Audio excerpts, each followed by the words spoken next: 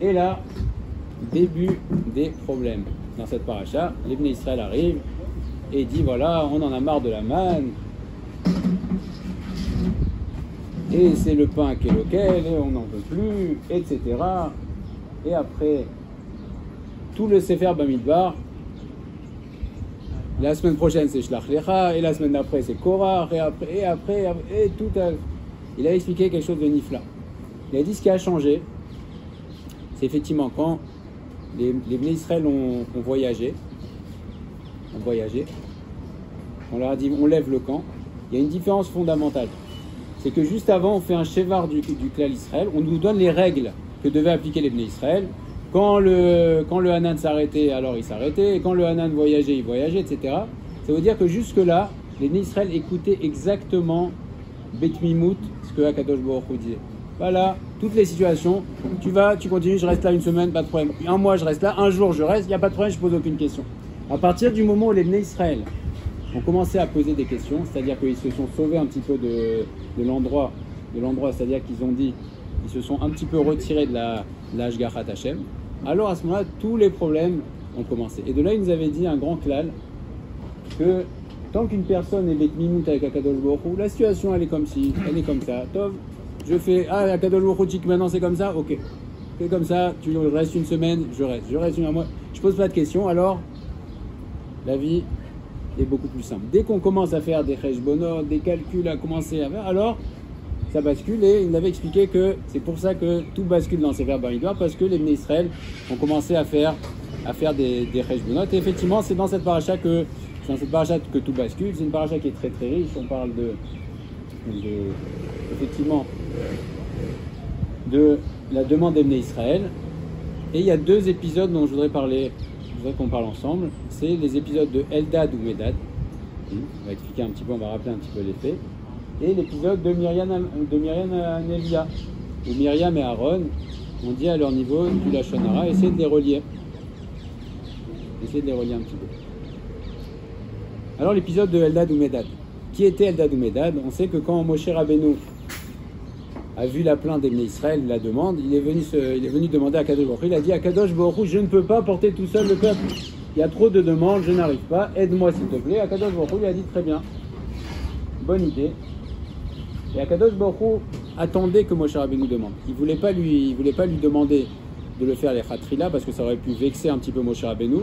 Il attendait que Moshe Rabbeinu vienne demander. Effectivement, c'est une bonne demande que Moshe Rabbeinu demande qu'il y ait 70 skenim. Et d'ailleurs, ça a été retenu. Il y a eu 70 skenim, et jusqu'à aujourd'hui ou jusqu'à demain, Bezrat Hashem, quand on aura de nouveau le Beth Amikdash, c'est de là qu'on voit qu'il y a les 71 de Sanhedrin à Gadol, le grand Sanhedrin qui siégeait au Beth Amikdash. Il y avait 71.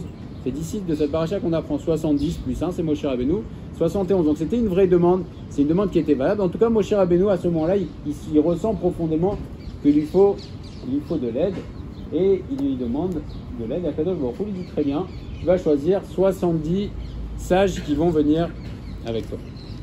Comment s'est passé ce tirage au sort? C'est rapporté dans la Maseret Sanhedrin. Donc Moshe Rabbeinu reçoit l'ordre de Akadosh Baruch Hu de prendre 70 sages. Et là, Moshe Rabbeinu se retrouve face à un problème mathématique. Il dit comment je vais faire? Je dois prendre 70 des 12 tribus. Donc normalement, si je divise, c'est quelque chose, ça tombe pas juste. Alors comment je vais faire? Si je prends 6 par tribu, ça va pas être juste, ça va faire 72. Si je prends 6 dans 10 tribus et 5 dans 2 tribus, alors je vais mettre la kina entre les tribus, je vais mettre la jalousie, les autres tribus ne vont pas être d'accord, celle où il n'y aura que 5 représentants. Donc a fait Moshe Rabbeinu, il a dit je vais faire un tirage au sort. Donc Moshe Rabbeinu a choisi 6 parmi chaque tribu, et il a mis 72, c'est M. Agmara qui nous raconte, 72 papiers, sur 70 papiers il y avait marqué Zaken, et sur 2, c'était vide. Il a tout mélangé, il leur a dit voilà, venez et prenez chacun un pétek, comme on fait aux enfants, pétek, nachat, pétek, et celui qui va tirer un pétek où il y a marqué Zaken, Amar, Var, Kideshra, Shamaim, c'est-à-dire que Mina Shamaim, tu as déjà été choisi, et celui qui ne sera pas choisi, tu vas tirer un papier blanc, donc ça voudra dire qu'il n'a pas été accepté Mina Shamaim. Donc Tov, très bien, tout se passe bien, et là apparaissent Eldad ou Medad. Eldad ou Medad, qui faisaient partie effectivement des 72. Et la question qui est posée, c'est pourquoi Eldad et Medad étaient dans le Machane. Après, on va voir ce qu'ils ont fait.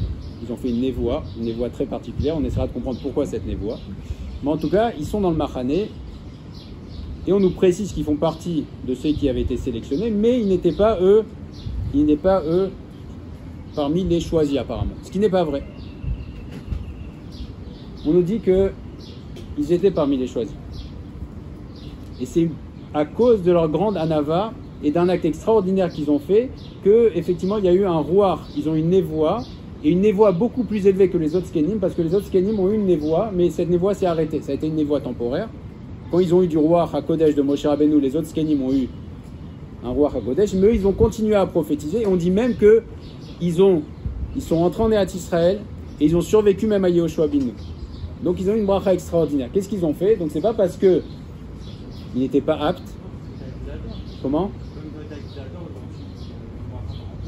Ils ont été? Ah. Alors c'est pas pour ça qu'ils ont reçu une bracha particulière. On va voir qu'est-ce qu'ils ont fait. La bracha particulière, ils ont reçu une bracha particulière parce que Béhémet, ils étaient Rohim. Certains pensent que, c'est rapporté ici,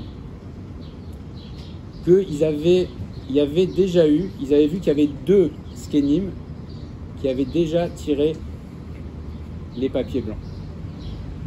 Ils avaient vu qu'il y avait deux qui avaient déjà tiré les papiers blancs, et ils ont vu que ces personnes-là avaient honte de dévoiler. Et comme ils avaient honte de dévoiler qu'ils n'avaient pas été choisis, donc on fait Eldad et Medad, pour leur éviter une honte, ils ont dit non, nous on n'est pas réunis. Donc eux ils avaient tiré les bons papiers, mais ils ont vu que deux avaient honte, et qu'est-ce qu'ils ont fait Eldad et Medad? Ils ont dit non, nous on s'exclut, on n'a pas été tirés pour ne pas faire une boucha aux deux autres skenim. Première raison. Deuxième raison, c'est que carrément ils n'ont même pas voulu participer au tirage au sort. On leur a dit, vous êtes parmi les 72. Ils ont dit non. Nous, on ne s'estime pas capable d'être parmi les 70. Et donc, ils se sont reçus. Donc, dans tous les cas, c'est pas qu'ils ont tiré les mauvais papiers, c'est que de toutes les manières, ils ont fait un acte extraordinaire, soit pour éviter la boucha aux deux autres, ils ont laissé la place. Ils ne veulent pas qu'il y ait tout le monde. Soit ils se sont dit non, on n'est pas réunis. Et donc, une très très grande anava. Et pour ça, ils ont mérité d'avoir une névoie. Quelle était la névoie qu'ils ont eue? Marloket dans Maserat Sanhedrin. Il y a trois versions. On va dire les deux dernières, et après on va dire la première qui est la plus connue. Les deux dernières, c'est certains pensent qu'ils ont prophétisé sur Gog ou Magog. Certains pensent qu'ils ont prophétisé sur le fait qu'il y aurait les cailles et qu'il y aurait un problème pour les Bnei Israël. Oui. Et troisième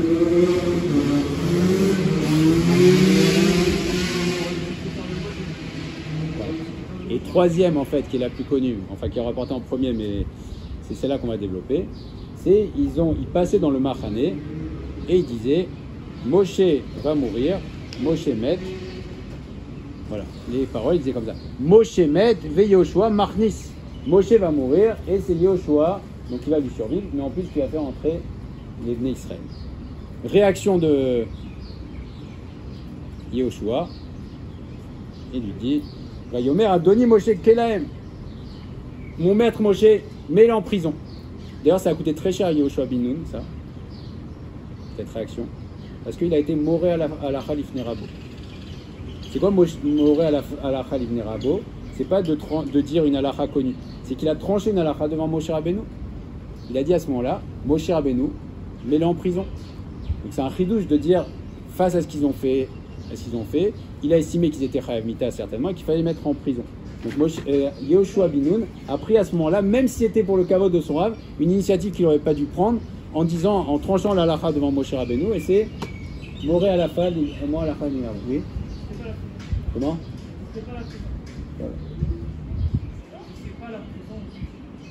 Il faut les mettre en prison, les mettre de côté. Comme le Mekochesh aussi, on l'a mis de côté. On l'a mis de côté, c'est-à-dire mets-les en prison le temps qu'on connaisse leur jugement. C'est-à-dire qu'ils ont fait une faute. Donc Kelaem, c'est mets-les en prison. Donc ça, c'est la réaction de Moshe Rabbeinu. Mais avant ça, c'est marqué qu'il y a un Bachour qui est venu courir et qui a dit à Moshe Rabbeinu ce qui se tramait. ce que Eldad et Medad étaient en train d'être. Qui était ce Barour? C'était le fils de Moshe Rabbeinu. Donc Moshe Rabbeinu apparemment était au courant. Et Yehoshua arrive, il dit Kelahem, Moshe Rabbeinu, il leur dit mais pourquoi? Mekane Atali, mais quoi, tu es jaloux pour moi? Ou mi iten kol ha'am Hashem Nevi'im, qui iten Hashem pourvu que tout le peuple d'Hachem soit Nevi'im et qu'ils aient tous le roi Hakodesh. Donc on voit aussi la personnalité incroyable et extraordinaire de Moshe Rabbeinu à ce moment-là. Il a dit mais alors quel est le problème? Quel est le problème? Ok. Donc on voit que Yehoshua bin Nun n'a pas du tout apprécié cette névoie. Alors premièrement parce qu'il pensait peut-être que c'était des Névi à Sheker, ils n'étaient pas dans les 70. Donc il voit deux personnes maintenant qui prophétisent et qui disent que Moshe Rabbeinu va mourir, donc il pensait peut-être que c'était des Névi à Sheker, mais aussi ça prouve l'attachement que Yehoshua bin Nun avait à son Rav. Il avait un attachement extraordinaire à son Rav, et on expliquera aussi pourquoi à ce moment-là, Dafka justement, cette prophétie-là a été faite. Qu'est-ce que c'est que cette prophétie? C'est Akadosh Baruch Hu qui met dans la bouche de Eldad ou Medad. Alors est-ce qu'il devait révéler cette prophétie ou non? Là, le Rav Friedman dit que non, il ne devait pas la révéler. Néanmoins, ils ont une prophétie dans la bouche à ce moment-là. C'est-à-dire que Akadosh Baruch Hu leur révèle un sod, une névoie, qui vient par leur route, que Moshe Rabbeinu ne rentrera pas et que Yehoshua va rentrer. Pourquoi cette névoie à ce moment-là? C'est le Sefer. C'est le Sefer. Le Sefer Avodat Israël. Qui nous explique pourquoi il y a eu cette prophétie à ce moment-là. On sait que dans la paracha de la semaine prochaine, c'est parachat Shlach Lecha. Et quand il y a la paracha Shlach Lecha, parmi les explorateurs, il y avait Yehoshua bin Nun, n'est-ce pas?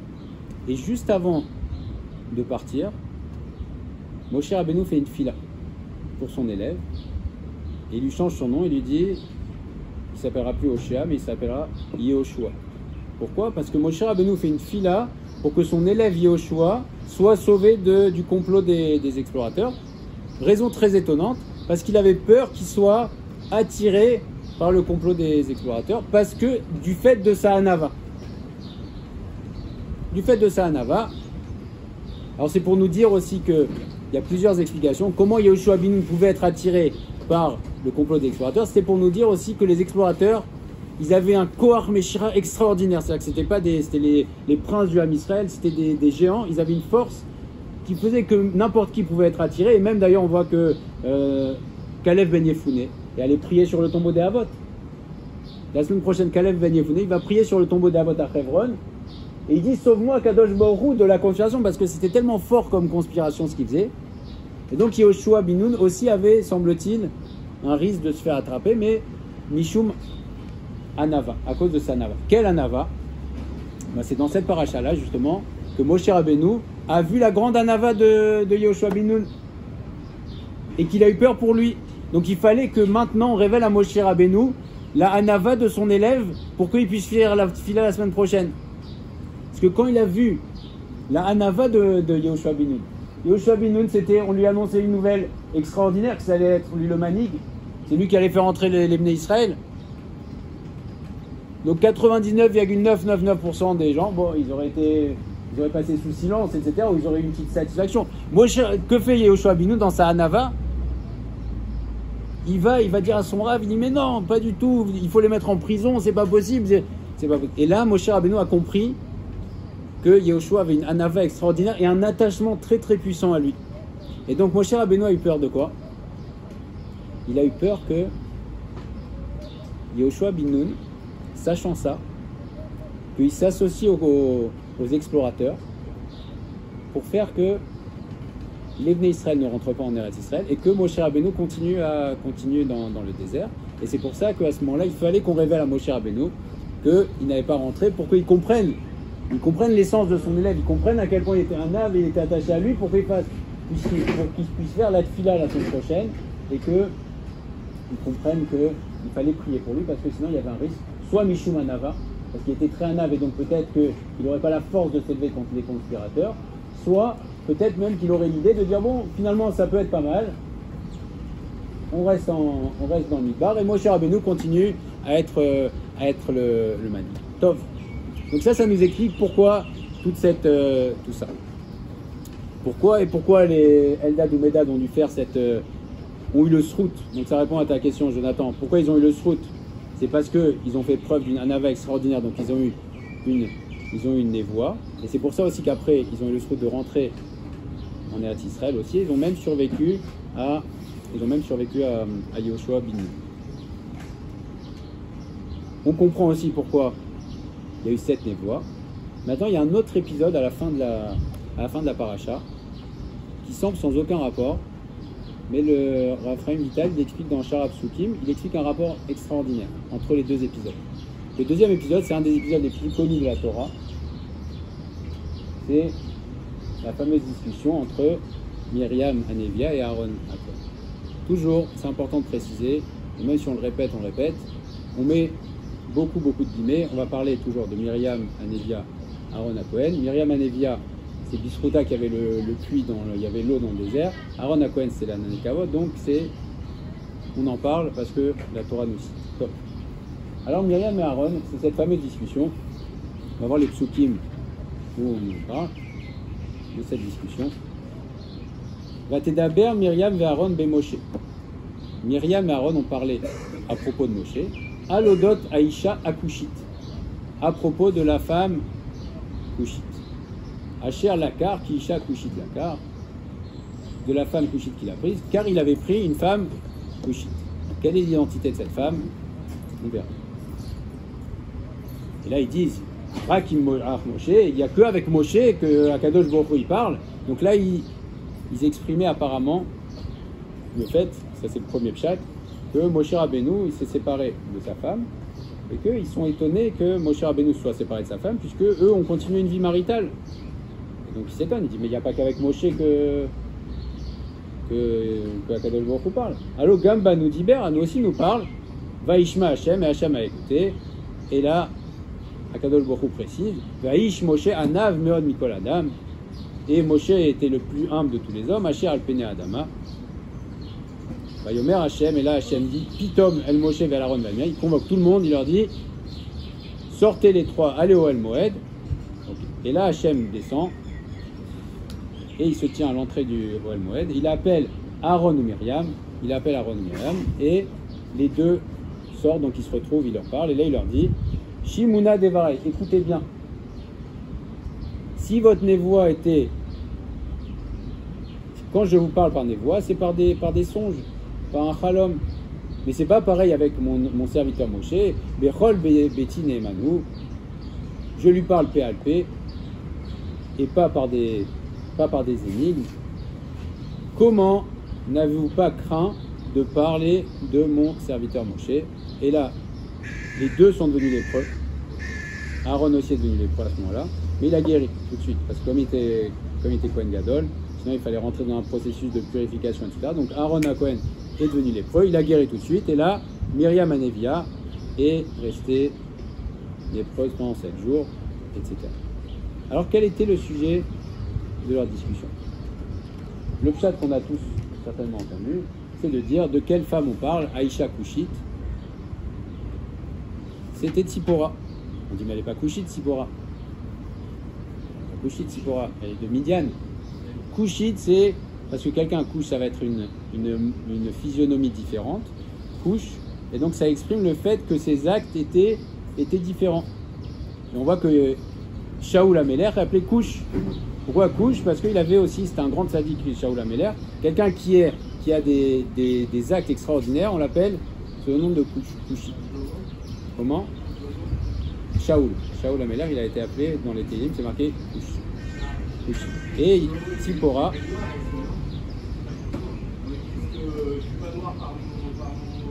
Ah, c'est dans Shir Hashirim, ça parle des.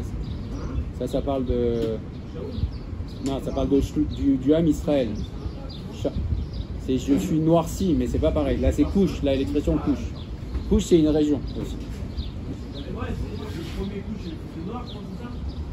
C'est un descendant. C'est l'Éthiopie. Couche, c'est l'Éthiopie. C'est un descendant. Non, c'est Ham. Oui. Mais il y a sur le plan, effectivement, c'est un peuple. Mais là, c'est quand on dit Isha Kushit, et c'est une Isha Kushit, là, le Midrash nous rapporte, on parlait de Tzipora, parce que la femme qu'on connaît avec laquelle s'est marié Moshe Rabbeinu, c'est Tzipora, n'est-ce pas? On dit, mais Tzipora, elle n'est pas couchite, elle n'est pas d'Éthiopie, elle vient pas d'Éthiopie, elle vient de Midian. Qu'est-ce que ça veut dire couchite? Non, on ne peut pas dire couchite, on parle d'une origine. Hein? C'est peut-être l'Afrique et les Zaïre. C'est pas genre c'est grand, c'est à côté. Non, Midian c'est plus proche des Israël. Non, c'est pas traduit aussi. Comment? C'est pas traduit beauté aussi. C'est ça, c'est la notion d'avoir une très belle. Comment? La notion de couche, c'est une différence de physionomie, et c'est-à-dire qu'une personne peut se différencier soit par sa physionomie, mais aussi par ses actes. Et donc ça voulait dire que Shaoul se différenciait par ses actes, que c'était un grand sadique, donc on l'appelait aussi sous la chaîne Kouchi. Et Sipora aussi, on l'appelait Kouchite, parce que c'était une femme d'une très grande vertu, etc. Et donc Bérémez, on dit que c'est une femme Kouchite. Et là, ça rentre bien, on dit apparemment... Comment? C'est un rapport avec la région, avec le peuple. Non. C'est le même mot.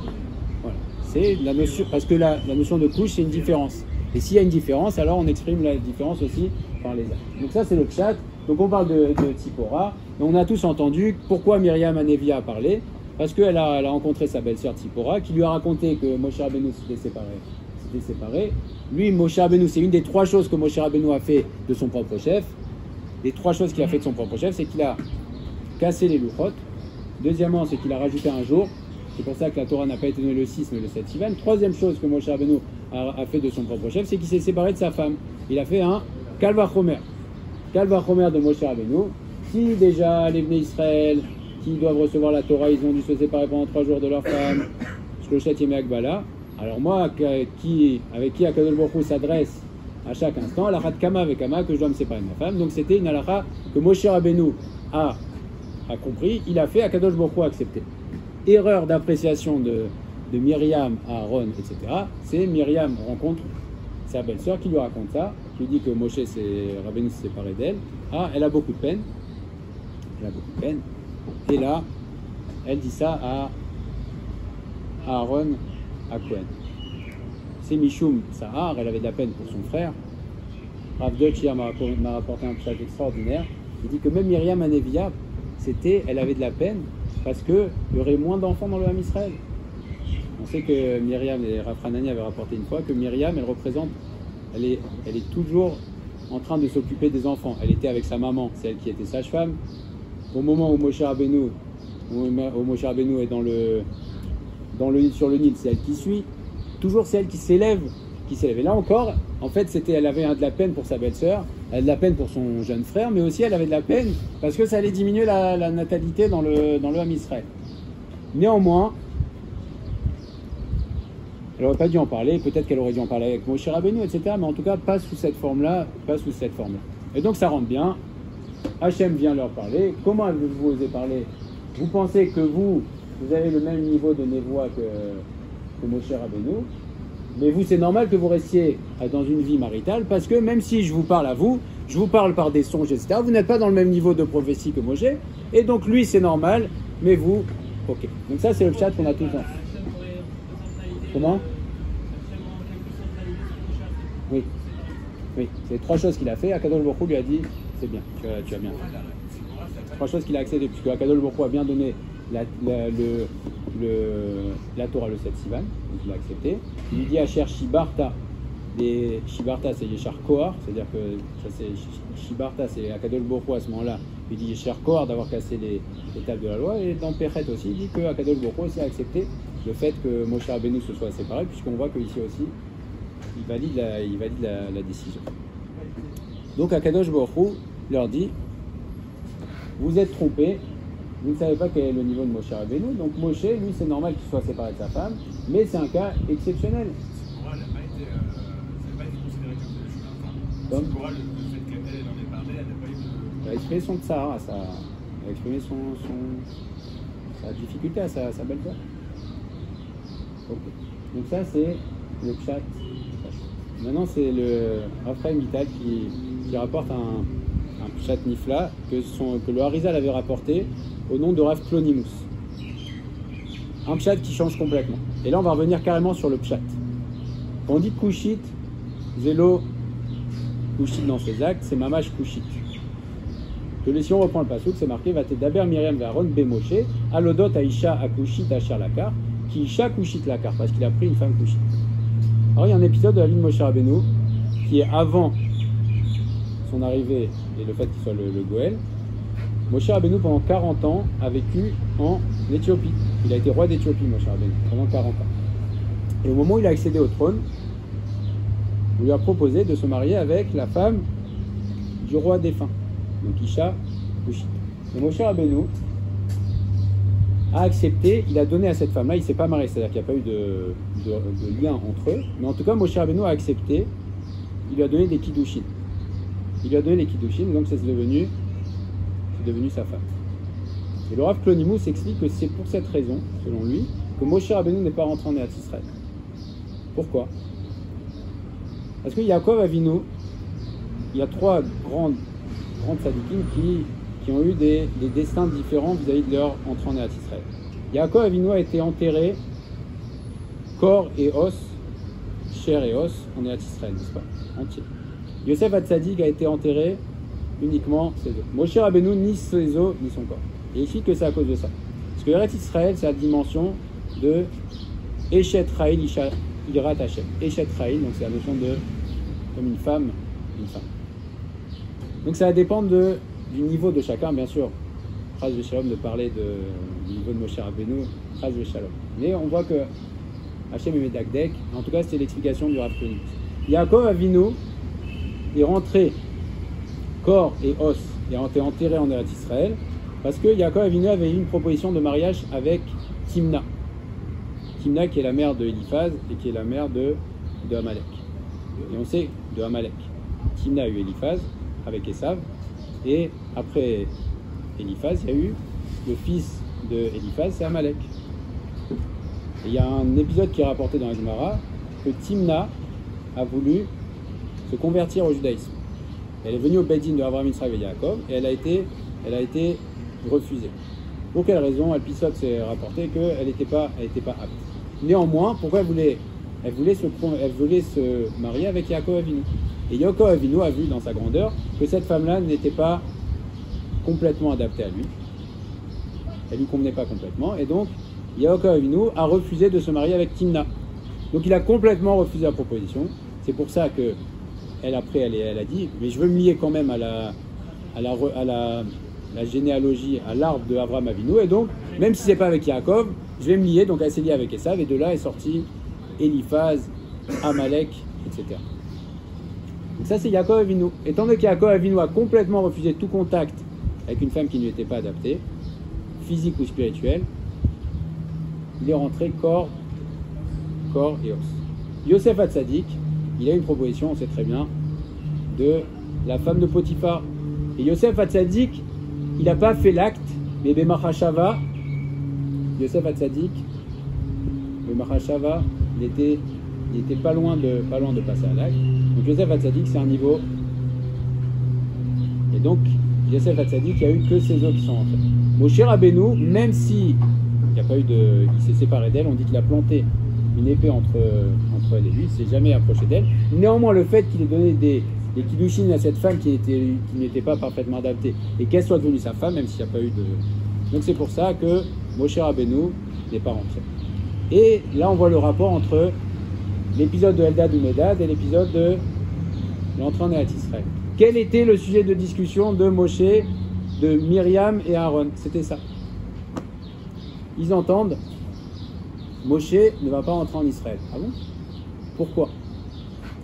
Là, on est encore avant la mort de Myriam, puisque Myriam Anevia meurt au moment de Chouka, donc elle ne sait pas qu'elle ne va pas rentrer. On est avant l'épisode de Meriba aussi, où Aaron et Moshe vont apprendre qu'ils ne vont pas rentrer. Donc pour l'instant, le seul dont on sait qu'il ne va pas rentrer en Israël, c'est Moshe Rabbeinu. Et donc Myriam et Aaron, à ce moment-là, sont en train de discuter et disent pourquoi Moshe ne va pas rentrer. Et selon eux, ils pensaient que peut-être que c'était à cause du fait qu'il se soit marié avec Isha Kushit. Donc ils discutaient de ça, c'était ça. Et on comprend, et donc il comprend, ils étaient en train de discuter. Comment? La réponse de Dieu, Comme on parlait de mon serviteur. Alors effectivement, il explique tout le mal. Ok. Mais il y avait peut-être une autre possibilité pour laquelle Moshe Rabbeinu ne rentrerait pas. C'est aussi que Alpisod, Eretz Israël, c'est dans la dimension de la lune. La lune, Siyara. C'est la dimension de la lune. Moshe Rabbeinu est comparé au soleil. Et Yehoshua bin Nun est comparé à la lune. Donc ils ont dit comme ça. Yehoshua bin Nun, la lune et la lune, c'est bien, il peut rentrer. Moshe, c'est Shemesh, c'est le soleil. Mais Myriam et Aaron pensaient qu'ils étaient au même niveau que Moshe Rabbeinu. Donc eux aussi, ils pensaient qu'ils étaient au niveau en névoie de Shemesh. Et donc ils ont dit quoi? Ils ont dit si la raison pour laquelle Moshe ne rentrait pas, c'est parce que il est dans la dimension de Shemesh. Mais nous aussi, on est dimension de Shemesh. Et donc s'il ne rentre pas, c'est pour une autre raison. Et donc c'est probablement pour la raison de Isha Kushit. Et là, Akadosh Baruch Hu intervient. Et c'est là l'intervention d'Akadosh Baruch Hu. Il dit non, vous vous trompez. Le seul qui est dans la dimension de Shemesh, c'est Moshe Rabbeinu, c'est Moshe. Comment est-ce que vous pouvez parler? Vous n'êtes pas dans la même dimension. Donc Moshe ne va pas rentrer en Israël, non pas parce que à cause de la Isha Kushit, vous vous trompez, c'est pas à cause de la Isha Kushit, c'est à cause du fait que Moshe Rabbeinu est la dimension de Shemesh, et le Raphaël Mita nous dit que Moshe Rabbeinu était plus élevé que la dimension d'Eretz Israël à cette époque-là, et donc Moshe Rabbeinu ne pouvait pas rentrer, pas Mishum Gunai, à cause d'une erreur, mais à cause du fait que Moshe Rabbeinu était trop élevé. On dit aussi que Moshe Rabbeinu était dans le Manik, dans le Midbar, parce qu'il était très élevé, et le fait d'entrer en Eretz Israël à ce moment-là, c'est le fait de s'occuper de la matérialité. Moshe Rabbeinu était trop élevé, il fallait Yehoshua bin Nun qui rentre et qui accompagne les Bnei Israël. En tout cas, Akadosh Baruch Hu remet les choses en place et dit non. Donc ce n'est pas pour ça qu'il ne rentre pas en Eretz Israël, c'est pas Mishum Gnai, mais c'est Mishum de la hauteur extraordinaire de Moshe Rabbeinu qui fait qu'il ne va pas entrer, parce que lui seul est dans la dimension de Shemesh, vous n'êtes pas dans sa dimension. Et donc effectivement, il y a un rapport très étroit entre Eldad et Medad et l'histoire de Myriam et Shabbat Shalom.